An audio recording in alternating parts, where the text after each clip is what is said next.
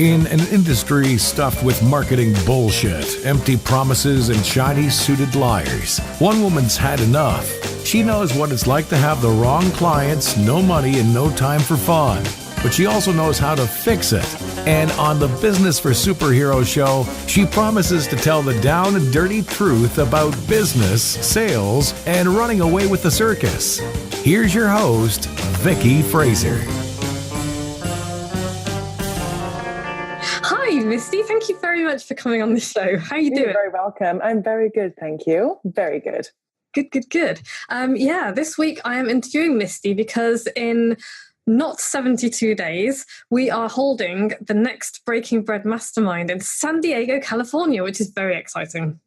Yes, it will be in about 37 days-ish, Really? give or take. Well, okay, maybe 40. I'm not very good at math because I'm a writer. So it's going to be between 30 and 50 days away. Yeah. It's on November the 2nd, Friday, November the 2nd to Monday, November the 5th. Yes. And that's basically what we're going to be talking to you about today. We're going to be talking about the power of a mastermind. Off you go, Mandy. Oh, okay. So, well, I think, honestly, and I'm a bit biased because I run masterminds, but I think masterminding is one of the best ways. And it's not about information. It's not about getting information. I'm not going to go down that road because everyone's like, oh, you can learn so much at masterminds. Well, you can't learn that much at masterminds, to be perfectly honest with you, because a lot of masterminds pile the information in too much and you just end up leaving there completely exhausted. So the power of masterminds, the way we do it, leaves you with a very specific action plan and also lifelong relationships. And business contacts and referrals and resources that you'll have forever and a day. So I think the power of masterminding is not in trying to wow the audience with, keynote speakers and just 8 presentations every hour. It's more about getting to the grassroots issues in each of the business, like really digging down in the business, which is what I think. I've been to masterminds where I've come away feeling just exhausted. And, I remember the people that were there, but not necessarily the information. And I've been to some masterminds where I'm like, you know what? I actually learned something. But they were usually the shorter, more intimate ones. So intimate masterminding. Yeah, and that's what we wanted to do because we've both been to both types of mastermind. And I've been to some really good ones where they kind of throw information at you. And if you can write enough notes and stuff, there's useful stuff. We're not. And if you read those notes ever, which I don't, so. Yes. And, those ones definitely have their place. But I think when we started this, we wanted to do something a little bit different, didn't we? A little bit more intimate. Just a little bit, different. Well, the first ever mastermind that we did was in my farmhouse in Toronto in the middle of January, which was probably in the region of -30.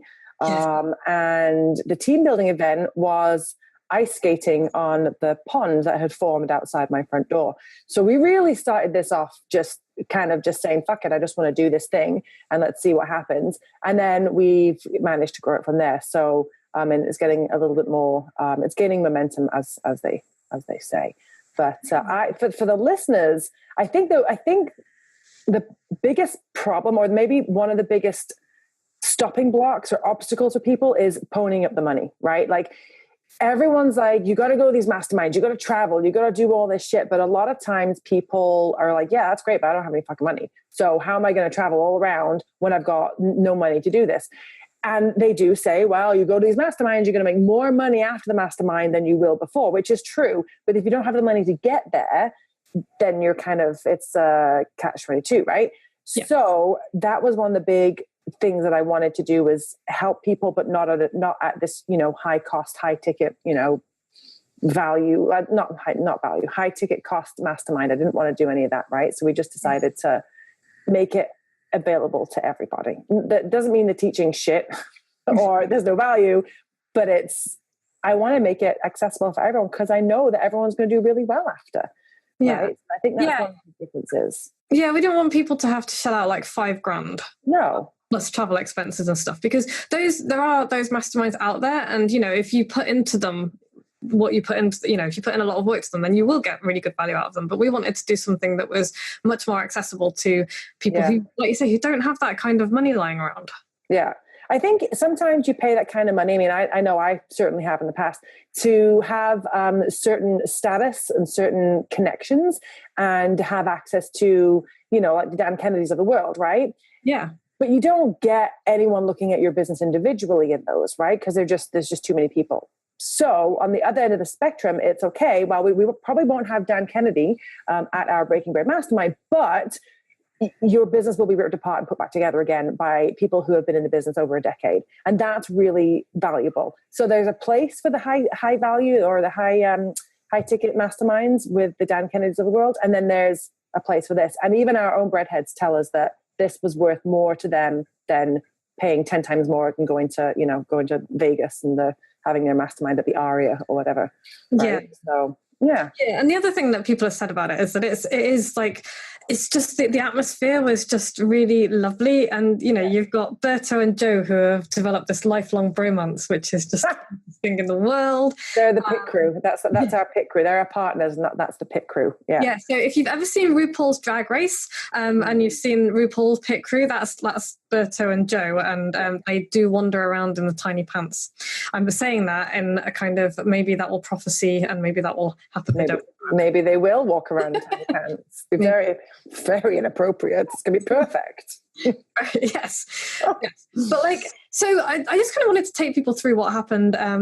My favorite part of the inaugural Canada Breaking Bread Mastermind at your farmhouse was the wine and random singing in the evening. Oh, yes. That we did have a jam session in the evening. And even though, not everyone can play, and that was fine. And I just think that it was one of those things that your brain works in very different ways, right? So on a day-to-day basis, you're using all of your smart brain bits, right? The bit that helps you write, and the bit of your brain that helps you talk, and the bit of the help that focuses on growth and success. But you never really get a chance to use the other side of your brain, which is the brain of creation, right? Like you think you're using it in business, but not really, not in the musical sense.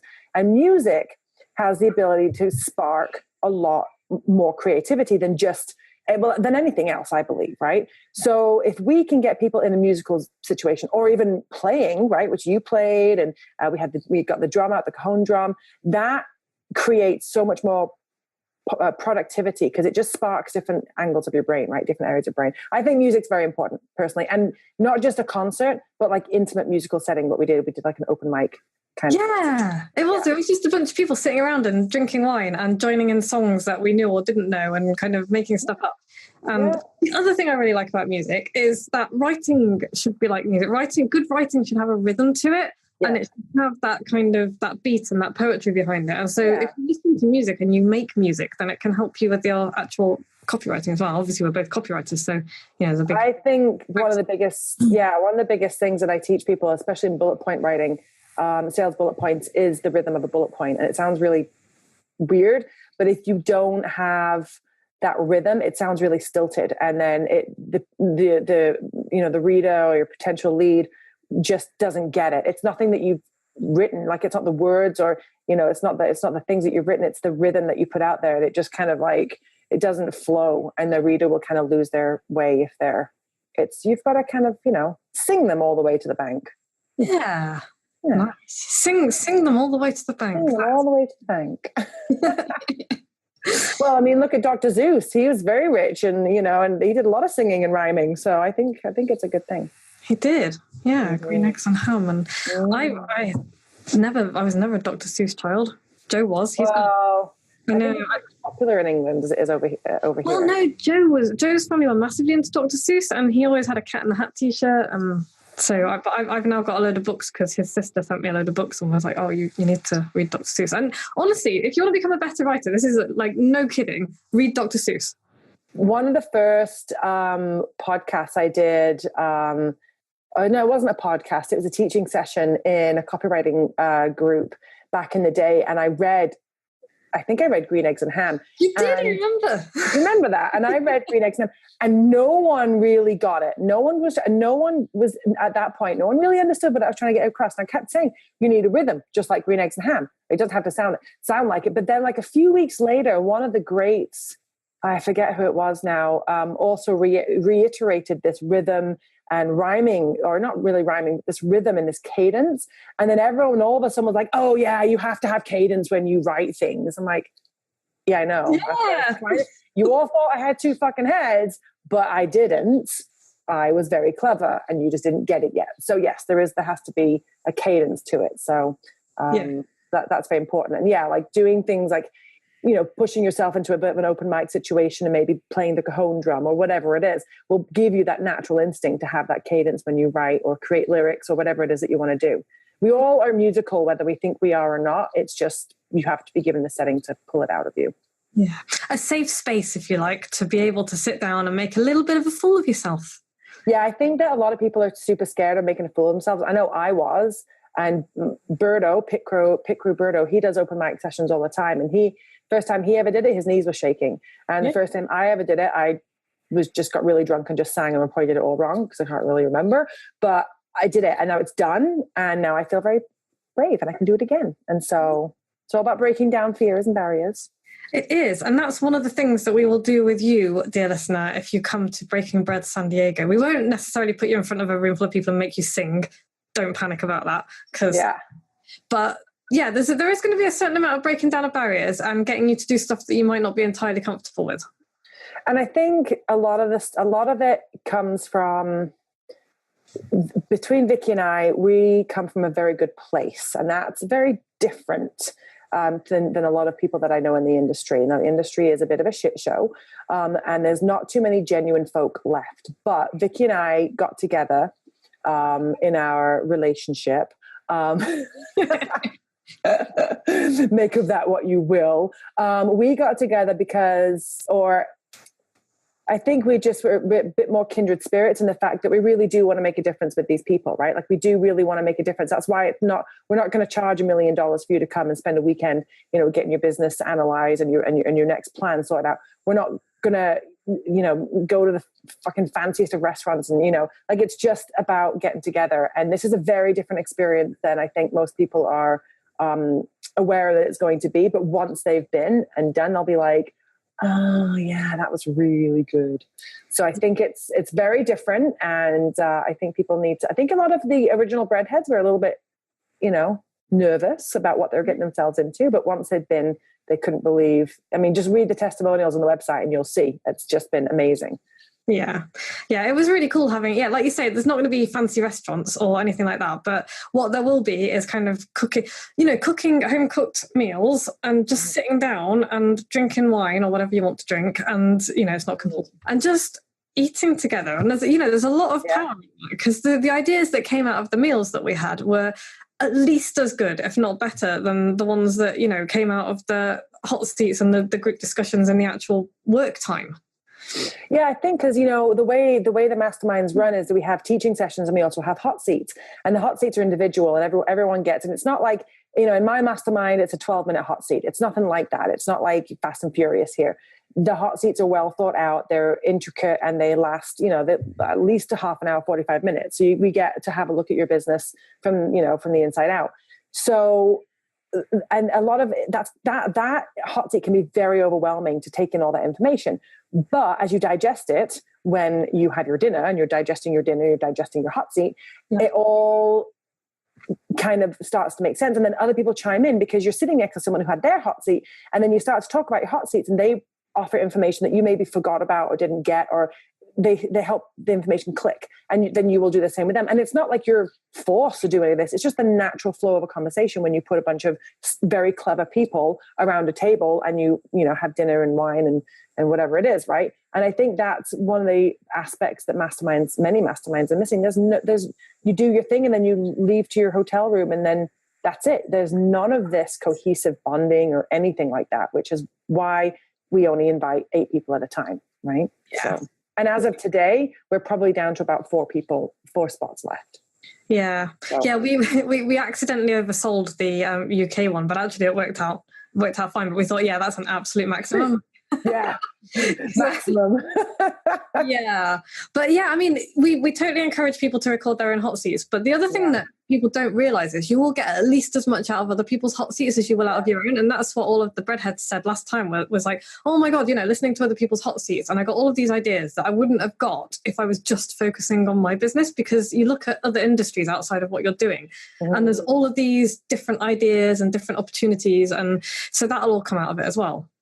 Well, because I have the absolute inability to stay to think in a straight line. If I'm talking to, say, like Julia, and then we're discussing, one part of her business, in my brain, something clicks, and then I'll remember a conversation that I had with Mike, and I'm like, oh, and Mike, this will apply to you too, because I can't, you know what I mean? Like when you've only got 8 people, you tend to get to know people's business and pain and solutions really, really well. So while I'm talking to Julia and fixing, one part of her copywriting or whatever it is, the same will apply to Mike, or maybe the same will apply to Alex. And that's how this works, because there's so few people, you can bounce ideas off like all day long, and it's intense. Like it's a lot of information, right? Yeah. And I mean, Alex went away with a whole new business, right? Yeah.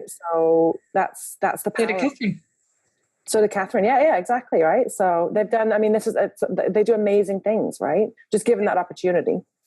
Yeah, and that's it, because it's kind of all the work is done by them ultimately. But you come to something like this, and you have 2 people who, like you said, we don't think in straight lines. We are totally incapable of, we come up with the most ridiculous ideas, but they're not ridiculous because they spark off other things that genuinely people will take and go, oh my God, I never really thought of that. And then you've got all of the other people in the room as well who've all got their input, because it's not just the Vicky and Misty show. It's it's that whole group of minds that you put together that is just a very powerful thing, and it's really good fun. It really is good fun. Yeah, no, it really is a lot of fun. And I think that's when you're working at that level of intensity and thinking that hard, you need to offset it with the fun parts. I mean, we've done things from the ice skating to, we watched Eurovision Song Contest last time and made our Eurovision Song Contest hats. And we've done, Catherine and her husband bought a wine tasting night to the house. Yeah. And we did that one. Homemade wine tasting. You can all imagine how that went the next day. And this is the thing. It's not scripted, and that's probably some of the best parts of, this is why it's called Breaking Bread, because it's not, we just sit around and we break bread, and it's not scripted, it's not scheduled out the ass end, right? So yeah, it's good fun. And we also get to know each other very intimately. What was that bloody game? Well, that game is called Preferences. And that, if you don't know what Preferences is, you come along to San Diego and you'll find out. Come along to San Diego, find out. If you happen to be at the Titans Mastermind, or if your name happens to be Molly Pearson and you're listening to this, you'll know all about Preferences. But it's definitely a way to get to know your fellow man. Yes. And if you have a Gemma in your group, then you'll get to know all manner of things that you never thought you needed to know, and really maybe would have preferred not to. Maybe you did prefer to. Who knows? Maybe you did prefer to. Yeah. Who's to say? That is how our masterminds go. That is. Well, I'm very excited about San Diego, partly because I have never been to California. I love San Diego. I love California. I love California in general. But yeah, I think it's going to be, if you have never been to America, or if you've never traveled to, that far, into the States, California is probably one of my favorite states. And I'm not trying to diss any of the other states, because I have lived in many over my years. But California just has the vibe. It has the wine, it has the vibe. It's a cool place to visit. So I definitely recommend it if you've never been to San Diego. And I've been many times, so I do know my way around, and I do know the wineries, and I do know how to get and do things there. I love that. When Misty says she knows the way around, what she means is she knows where all the wineries are. Know where all the wineries are. That's what else you're going to do. What are you going to do? Like sightsee? Like look at the sunsets? No. What else you do when you're there? But yes, I do know my way over to the wineries and back home even. And so I think it'd be a great opportunity if you've never been and you've been thinking about going. It's nice because you're going to have obviously all the business aspect of it. But if if you're coming with someone, you've got that, you've got a chance. Have a bit of a holiday. Yeah, and we booked a really nice place. It's a really beautiful location as well. So you'll be on the beachfront. Yeah, you'll be well taken. There'll be lots of sunsets if that's your thing. It's my thing, but wine is first. Yeah, wine and sunsets. It's like wine. And some business and helping people. Yeah, it's gonna be a great weekend. So So as of today, we've probably got about 4 seats left. So heads up, because if you're thinking about this, then you might want to act quickly. It is probably, 30, 40. It's about 45 days away at this point. So you might want to jump and Google some flights and see if you can make it. And if you are in the UK and you're worried about flight costs, it is less than you would think. And if you are thinking that you would like to come and do it and you're not sure how much, the flight's going to add on top of it, look up Jack's Flight Club. I'm not going to go into too much detail, but he's just this dude who was this Uber traveler and figured out how to get the cheapest flights everywhere. And now he does that for other people. And so just the other day, I got an alert through that said, go to Goa for £350. And normally the price to Goa is in the 600s or 700s. So if you're looking, there are cheap flights to be had basically. And come get a bit of sunshine in November. Oh my God. And in November, we will also reveal it's like a volunteer / business event that's taking place in hopefully Costa Rica. So we will reveal more about that because, as I said, we're not here to, take all your money and then see you later. We actually have a vested interest in each and every breadhead. And we have, I personally, I know Vicky does as well, I personally value volunteering highly. And so we have some more humanitarian events coming up as well, because we're going to be the mastermind that makes a difference. Yes. So mark my words. So we'll reveal some more about that as well. Yeah, I'm really excited about that. Joe and I had our honeymoon in Costa Rica and I've been banging on about it and turtles and stuff. So yeah, lots of turtling and things like that. I think the volunteer aspect I think everyone should volunteer at some time in their life, if not constantly. So I think that's going to be an important part of, what we do in the future as well. Giving back. Yes. Yeah. Yes. Yes. I feel very Richard Branson right now. Good. Yeah. That's Breaking Bread in a nutshell, really. We're very excited about it. There's maybe 4 spaces left. So if you are thinking that you want to come along, really don't leave it. That's not just us kind of being fixed guesty. That's we're really and we oversold the last one and we're not going to do it again. Because we oversold the last one thinking it'll be fine. And it was fine when everything was good. And luckily we had enough beds and rooms for everyone. But we're not going to do it again because it was stressful. It was about the limit of what we could personally cope with. yeah. I think that's topped it out. So we're not going to oversell this one. Absolutely not. So it is going to be limited. So also real scarcity. Yeah, actual real scarcity. So yeah, if you want in on this, if you want to come to San Diego in November, go to breakingbreadmastermind.com, have a look through, read through all of the testimonials, watch the videos, and then click through to the sales page and book your damn place. Yeah, do it quick because I can promise you this will sell out. They always do. So yeah, they always do. Right then, I think that's that. Thanks very much for rambling on with me, Misty. I love to ramble on. It's my favorite. Always a pleasure. And Joe and I will be back same time next week, probably from France, because that's where we're going on holiday. But in the meantime, book your San Diego place, breakingbreadmastermind.com, and we will hopefully see you in sunny California. Bye-bye. See ya. Like what you've just heard? Tell your colleagues, tell your friends, send them to www.businessforsuperheroes.com/podcast.